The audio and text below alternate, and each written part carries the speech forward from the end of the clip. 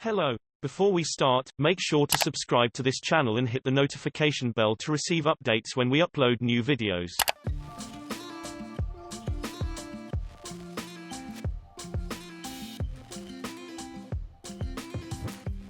Keep watching until the end of the video to see the interior shots, exterior shots and the full review.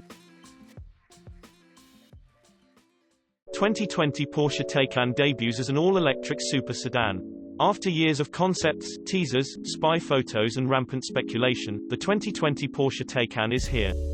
Although Porsche has been building hybrids for years now, including the 918 Spider supercar, this is Porsche's first foray into the world of EVs. It's new and exciting ground for the German automaker. The Taycan Turbo and Turbo S will go on sale later this year, with other trims and a wagon variant based on the Mission E-Cross Turismo concept following sometime in the next year. Yes, despite containing no internal combustion engine to attach a turbocharger, Porsche is using the Turbo and Turbo S names for the Taycan. Porsche says it's using the names so customers can equate it to top-level trims on its other vehicles. In terms of size, the Taycan slots below the Panamera and is roughly the same size as a BMW 5 Series, Mercedes-Benz E-Class or Tesla Model South. The design is nearly identical to the Mission E concept we saw a few years back. It's handsome and purposeful and distinctly Porsche. Don't worry, those fake exhaust tips on all the prototypes were just there for show. Both Taycan models are fully electric, sending power to both axles courtesy of a pair of permanently excited synchronous electric motors. These are expensive to use, but Porsche says the benefits, a compact design, good power density and good heat management, outweigh the increased cost. The interior is unlike anything else Porsche makes, though it still has a look and feel that ties it in with other vehicles in the lineup. Big things are 4 digital displays, electronically controlled air vents and an optional leather-free interior. The Taycan uses a trunk instead of a hatch like the Panamera. There's a frunk, though Porsche says it's smaller than the one on the 911. Starting MSRP at launch for the Taycan Turbo is $153,510, though it will eventually drop back to $150,900. The Turbo S will sell for $187,610 at the outset, with the price eventually settling at $185,000. No destination fee has been listed yet. The first cars will get a glass roof and mid-level charger as standard options that were added automatically, hence the higher initial prices. Porsche is ramping up production at its Zuffenhausen factory. Expect to see the Taycan Turbo and Turbo S on sale later this year. The front axle uses a single-speed gear set with an 8:1 ratio. The rear axle uses a 2-speed transmission, an unusual trait for modern EVs. First gear is used for acceleration. The Taycan shifts around 62 miles per hour, and top speed for both models is 162 miles per hour. The Turbo and Turbo S both make 616 horsepower. Using an overboost function, the Taycan can make up to 670 horsepower, while the Turbo S sends up to 750 horsepower to the wheels. Peak torque is 626 and 774 pound-feet respectively. The torque split is fully variable between the two axles. The Taycan hits 60 miles per hour in 3.0 seconds in the Turbo and 2.6 in the Turbo S. Note that those are both slower than Tesla's numbers for the Model S. The phrase Porsche kept repeating was repeatable performance, making the point that these cars focused on all-around performance rather than straight-line acceleration. That said, the Turbo does the quarter mile in 11.1 seconds. The Turbo S drops that to 10.8.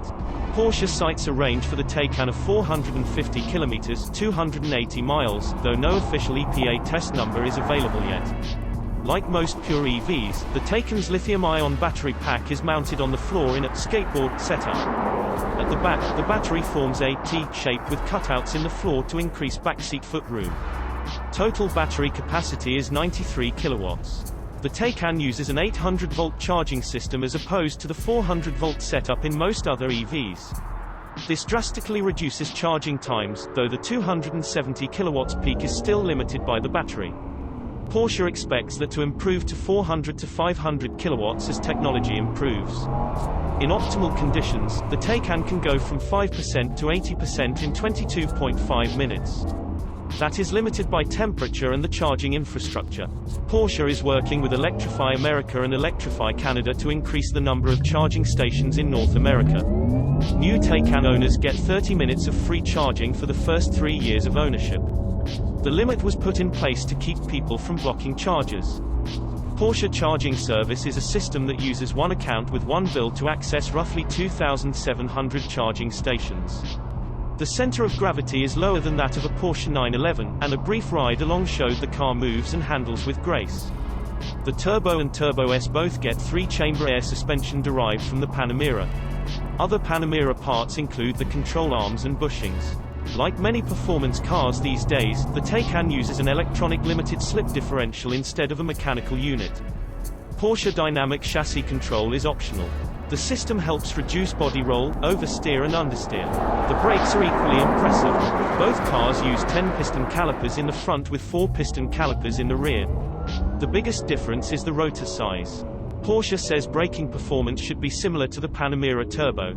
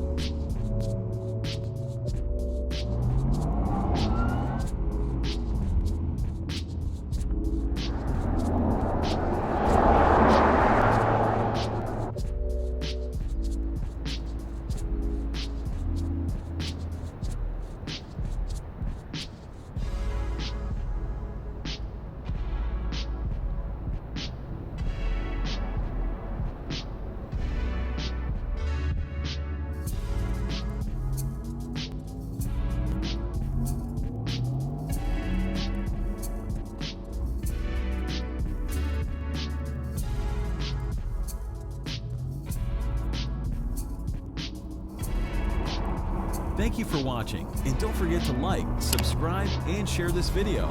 Subscribe to Auto TV.